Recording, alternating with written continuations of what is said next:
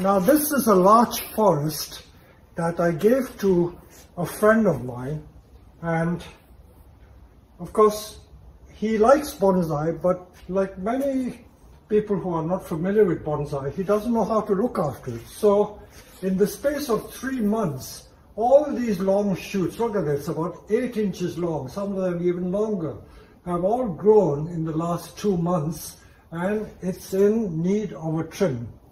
And it may need a bit of wiring, but simply by trimming it, it will become smart again.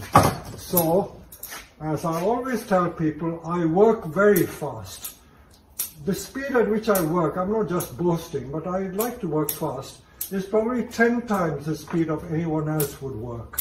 So I always tell new customers of mine who engage me, and when I tell them I charge a certain rate for doing a job, they said, but you're only going to be there for 2 hours. But what I do in 2 hours would probably take someone else a whole day or 2 days to do. So, as I said, if I were to charge by the time, I would be a pauper. I would not make any money. So let me just show you. I'm not just going to do it as a race against time, but this is the normal speed at which I work. And there you go. I'm not doing any structural stuff, I'm just trimming the shoots back. I look at each tree in turn. If there's any dieback, I will cut it out. Sometimes with larches, if they carry cones, even the dead branches are quite attractive. The point I'm trying to make doing this demonstration is to show you that these groups have to be maintained, otherwise they lose their shape and it will cease to look nice. So let me concentrate on just this tall tree, or the principal tree. The principal tree is usually the most dominant tree,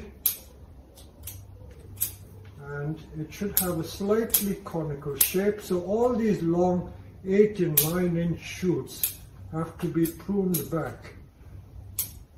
Usually with larches you have to do pruning twice a year, and that should keep it in good shape.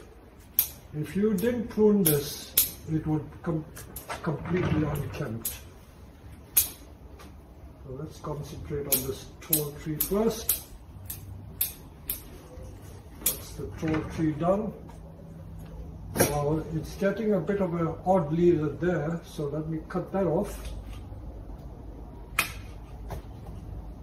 should be there.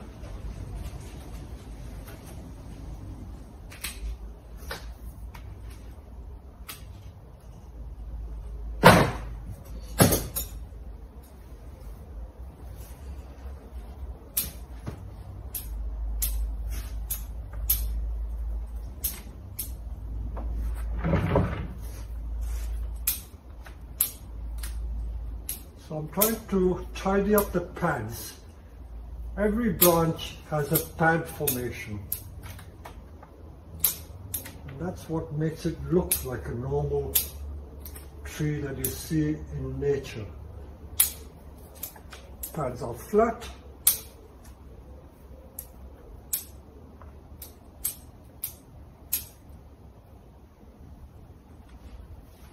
So I think this single tree, I may wire that down. So that tree on this side is done. Now let me see this one. This one I had to create a new leader because the original leader died. So I'm trying to pull this upwards like that, hence the wire. Remember, we've had a very, very hot summer. Last week we had temperatures of 34 degrees centigrade, but today it's gone down to 21 degrees, so it's become cool. And with all that hot sun, a lot of these branches have got burnt a bit. Now let's look at the back. This is the back of the tree, of the non-veering side. Remember, you can turn the back into the front.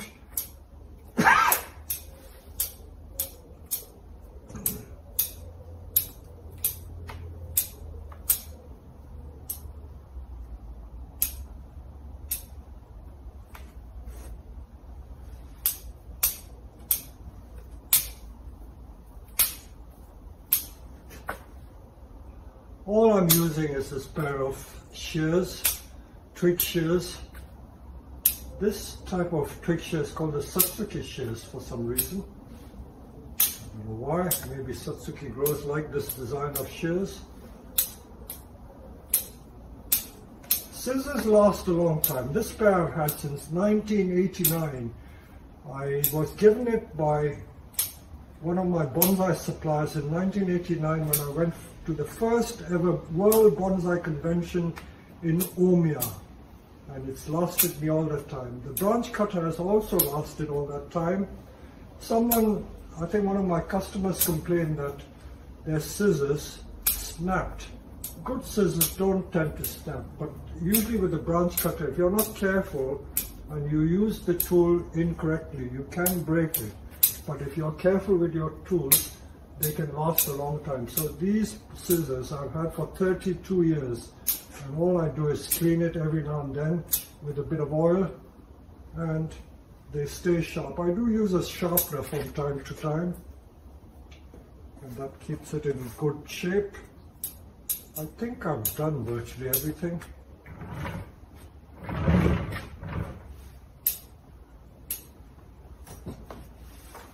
It's only in a plastic pot. I think over a period of time I might even remove that tree. That tree is doing nothing because it's lost the character of the group. So, but since I gave it to him, so he may want to do what he likes to it. So if we had taken a before shot and compared to the after shot, this is the effect of tidying up the tree. And that, I would say, didn't even take 5 minutes. So if I were to be paid for 5 minutes of work, how would I make a living? I work too fast. I was insulted by a customer recently. He said, "You're only coming for 2 hours to do about 6 or 10 trees. How can you charge me what you're charging?" I felt like saying, "I'm not going to work for you."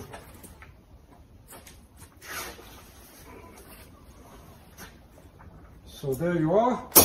I'll now take a closer view. So there's that group tidied up, and look at all the debris I cut in 5 or 10 minutes. And as I always say, if I didn't talk so much, I would have done it even faster. Now looking at the future of this group, because groups do change over a period of time, the principal tree is to the right. I'm not sure if that is correct. I may have to change the disposition of the group so that it looks more like this, with the tall tree like that, and plant some short trees to the left-hand side. This big tree here, this may have to be removed because it is spoiling the group. The original shape and character of the group has changed. So I may have to alter that. Come the autumn, I'll do that. So nothing is fixed forever. But this is not my group. I gave it to a friend, and I will suggest what he should do with it. I do give gifts to friends, so this is a gift I gave to him, and I hope he enjoys it.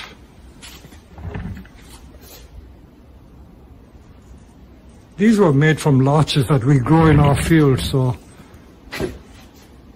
they were just grown with love, and money does not come into it. There you go. This is my exercise in pruning a larch, tidying it up. I don't think I had to do any wiring at all to this group. So this is the maintenance of a larch group.